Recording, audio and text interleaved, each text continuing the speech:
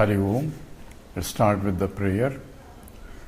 Om Sahana Vavatu Sahanau Bhunaktu Sahaviryam Karavavahai Tejasvinavadhitamastu Mavit Vishavahai.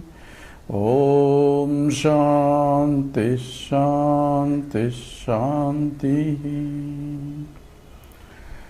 Chinmayam Vyapiyat Sarvam Trailokyam Sacharacharam Tatpadam Darsitam Yena Tasmai Sri Gurave Namaha. Sri Gurubhyo Namaha. Hari Om. We started analyzing the Karma Yoga. Karma Yoga is required for purification of the mind, and a purified mind is required for studying the Shastras, or in fact for any study you need a mind which is calm and quiet and contemplative, and that's what essentially Chitta Suddhi means, a purification of the mind, and Karma Yoga is the most efficient way of purification of the mind. And Karma Yoga involves two essential aspects. One is we need Ishvara. So we are bringing, yoga means to yoke the mind. So karma becomes a yoga only when we bring the Ishvara into the picture. Ishvara we understood as is the creator, and creator is not separate from the creation. So whole creation is also Ishvara. And with that understanding, when we invoke the presence of Ishvara, and karma becomes a yoga when I offer everything to the Lord. So Ishvara Arpita Buddhi is ingredient of Karma Yoga. And in the process, once I offer it, what comes back from Ishvara is considered as prasadam. So prasada buddhi is implied in the Ishvara Arpita Buddhi. So when I perform an action, the action itself becomes a prayer to the Lord. It's not just a prayer in the temple. So any action can become a prayer to the Lord if I offer it to the Lord as Naivedyam or Kainkaryam. And once I recognize the presence of the Lord and offer it, then what comes back is the prasadam, which I accept without any reaction. Prasadam is results of the action, since he is considered as karma paladhata, or he is the one who gives the results of the action. Therefore, results are coming from him. Therefore, all results are prasada. That means an acceptance without a reaction. Whether I like it or not, I do not like it, because this is the result that is appropriate for the action. By accepting the results, I don't have to keep quiet, but I can perform the action better if I am expecting some result that which I did not get it by previous action. So man becomes continuously struggle to get, say, I want to be this, I want to do this. He can be continuously performing action, and every action if he performs with an attitude of Karma Yoga, so it is an attitude in the mind, and with attitude if he has to perform, then it becomes a yoga. Attitude involves Ishvara Arpita Buddhi and Prasada Buddhi. Interesting thing is, says, I am offering the results to him as a prasadam, as an Naivedyam, but what does he do? He cannot take the results because already full. So for him, there is nothing back, therefore he returns it back as it is. So he cannot keep the results, and I'm stuck with the results. I'm trying to offer the results, but he's not taking it. So only means Karma Yoga is only attitude in the mind, saying that I have a notion that I am a doer, and therefore there is a Katrutva Bhavam is there, and therefore there is a Bhoktrutva Bhavam, I am an enjoyer, I am a doer, and so on. As long as I have that notion, that develop an attitude that you are offering all the actions as a prayer to the Lord, that becomes an efficiency in the action itself, because when you offer the action to the Lord, your performance has to be the best, and the best therefore that comes out of you, and therefore you will be efficient. Yoga karmasu kausalam, Krishna says the dexterity in the actions follows for a karma yogi. All that is implied. And Krishna essentially also provided two fundamental laws of action and results. The one is you have a human being, an intellectual being. The one with an intellect has only choice in the action, not in the results. Karmani eva adhikaraste. So I have a choice to do or not to do, or to do in another way. Kartum sakyam, akartum sakyam, anyatha kartum sakyam. That choice I have. In fact, I have no choice but to choose at every time. And what kind of choice I choose or what kind of choice I select depends upon my value system. Therefore, the education, culture, traditions all dictate the choice of action that I take. And the parents, the mother for parents all provide what is right and what is not right thing to do. All this is provided. And ultimately, Shastra also provides what is the dharma. So all other actions have to be within the dharma. And what exactly is dharma? We specified a simple law says I had to do what I expect others to do to me. That is a simple law. And I should not do what I don't expect others not to do to me. That means I am expecting others to be kind to me, to be considerate to me, help me when I am in need, forgive my mistakes. All that is I expect others to do. Therefore, it is my duty, it is my obligation to do that to the society also, to everyone. So that becomes my dharma. There are higher dharmas that are also, we will go into more details. So we have also specified there are different four types of essentially karma. Nitya naimittika karma, which are called niyatama karma, and obligatory duties, of which one is nitya karma, daily obligation, and occasional obligation. Suddenly I am going to attend Vedanta lectures and suddenly I get a telegram, my uncle is coming. What should I do? Should I go and receive him or attend the Vedanta lectures? I have to choose. But uncle comes only once in a way. So it's my obligation to go and attend to my uncle Vedanta. I had to postpone that. So this is called naimittika karma, where I had to do certain obligations because of position of in my family, position of the society. All that is determined by naimittika karmas. We also said there are kamya karmas. These are not obligations. It's not that I had to eat sweets. It's because I like sweets, therefore it is a kamya karma.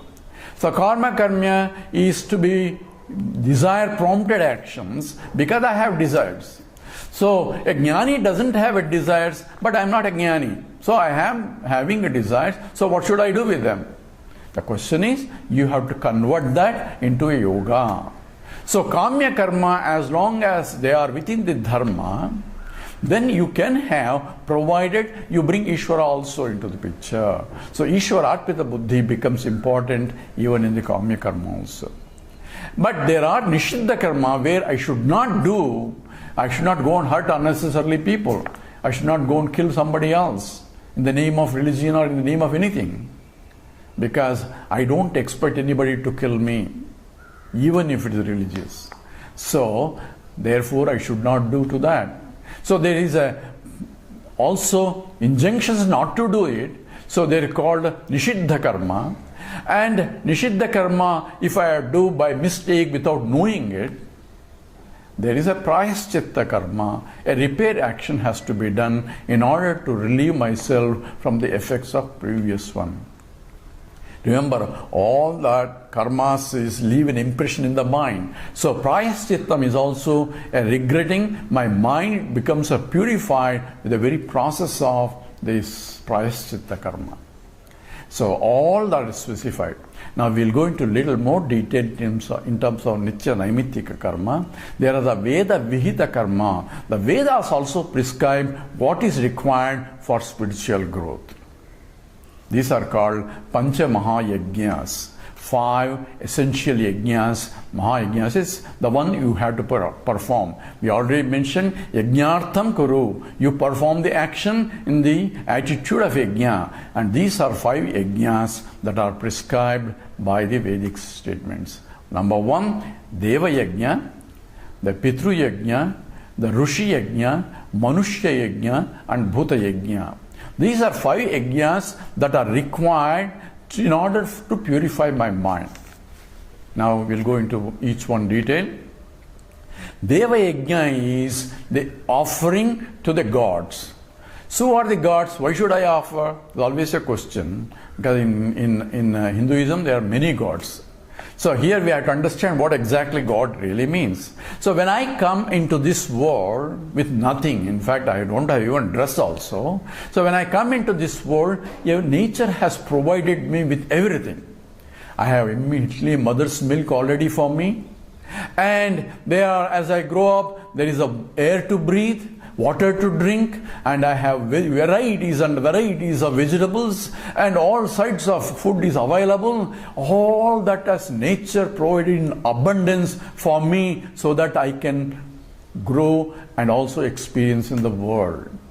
So therefore, when the nature gives you something, it's my obligation to give back to the nature. That is what is called a Deva Yajna.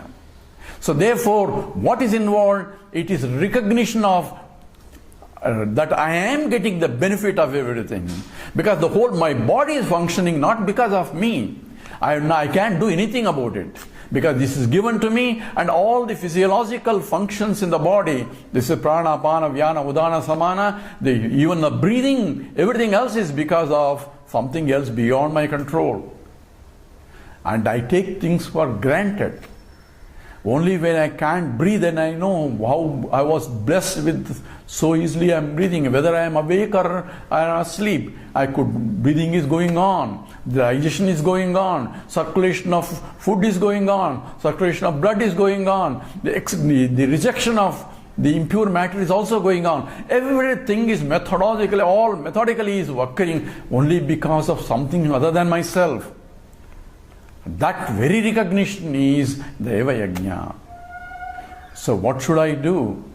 So I had to at least thank the Lord. Thank the Lord, sir, because of me, because of your presence only I am able to do anything. I can even lift my hand because of that life that is pulsating, and that is His blessing too. I can fold my hand, I can talk, I can listen, I can hear, I can even think. All these capacities because of the presence of the Lord in me. Aham Vaishvanaro Bhutva Pranam Dehamasritaha. I am as a Vaishvanara in every being, in all living beings. I am the one who is really doing all these things. That's what Krishna says. That very recognition makes me humble. I have 2 kidneys, not one, as a spare also.